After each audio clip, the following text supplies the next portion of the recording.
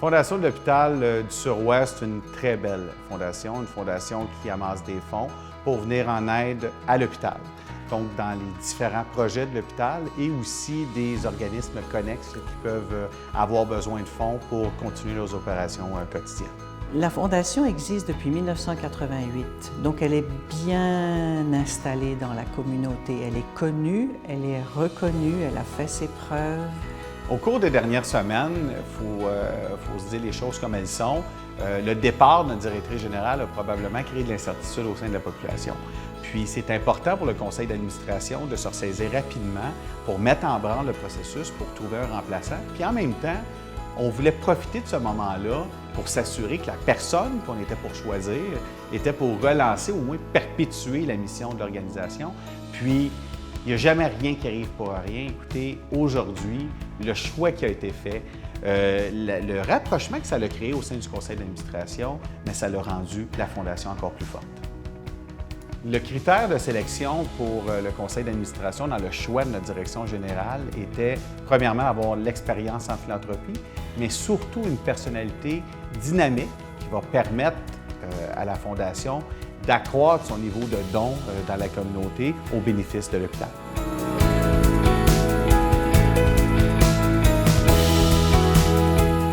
J'arrête maintenant de vous faire languir, donc j'ai l'immense privilège de vous présenter notre nouvelle directrice générale qui peut-être certains d'entre vous lui ont serré la main tantôt lors de la soirée.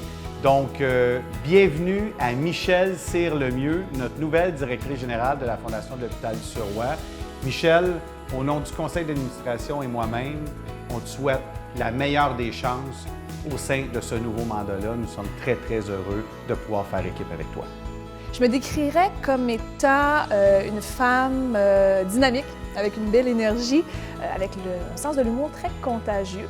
Je dirais aussi une professionnelle aguerrie, dévouée et très polyvalente, et surtout une jeune maman qui apprend sur le tas. J'ai beaucoup apprécié la personnalité de Michèle tout de suite en partant. Je l'ai trouvée extrêmement sympathique, dynamique. Elle est jeune. Je crois que Michèle, avec sa connaissance en philanthropie, va savoir s'exprimer pour continuer de donner confiance aux donateurs. J'ai un parcours, disons, atypique. J'ai eu un baccalauréat en sciences politiques et je me suis rendu compte très rapidement que c'était pas la vie politique active qui m'intéressait, mais plutôt les gens qui fourmillent en arrière-plan pour faire avancer les causes. Après ça, j'ai poursuivi mes études en gestion de projet. Là, je me suis rendu compte à quel point un projet bien fait peut avoir un impact important dans la vie des gens.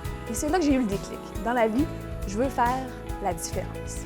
Après ça, j'ai eu plus de 10 ans d'expérience en philanthropie, que ce soit en culture, en jeunesse, en persévérance scolaire, en innovation. Et ces expériences-là m'ont fait réaliser à quel point j'aime gérer les choses, j'aime faire des événements, j'aime être proche des gens. Et de fil en aiguille, après avoir travaillé longtemps au centre-ville de Montréal, j'ai eu la chance extraordinaire de venir m'établir ici, en Montérégie-Ouest. Et j'ai toujours envie de travailler dans le coin, consommer dans le coin. Je suis quelqu'un qu'on qualifie un leader participatif. J'aime m'entourer de gens passionnés, des gens qui sont là pour faire la différence, mais qui ont envie d'apprendre, de constamment s'améliorer pour s'assurer que l'expérience client, l'expérience utilisateur, soit la meilleure qui soit, ici dans un contexte philanthropique pour le donateur ou le partenaire. C'est très important que les citoyens, la population autour de nous, que l'on approche vers qui on va pour nous aider, pour soutenir l'hôpital. C'est important que ces gens-là soient heureux de nous donner et qu'ils aient confiance en nous. Ils nous confient leur argent, on doit leur prouver qu'on fait quelque chose d'important avec. On peut souhaiter pour les prochaines années que la Fondation puisse être une contribution tangible et directe au renouveau de notre hôpital. La Fondation appartient aux donateurs qui y croient et nous, on a cette responsabilité-là de s'assurer que les projets qui sont choisis vont répondre aux besoins futurs de ces donateurs. Aux donateurs et surtout aux bénévoles de la Fondation de l'hôpital du Suroît, premièrement, un énorme merci. Ça fait 30 ans que vous contribuez à la Fondation et c'est grâce à vous que la Fondation a réussi à avoir un si grand impact pour les gens de la communauté. Ensemble, nous aurons la chance de travailler sur des projets nouveaux, de poursuivre également les initiatives qui sont déjà bien en place et bien ancrées.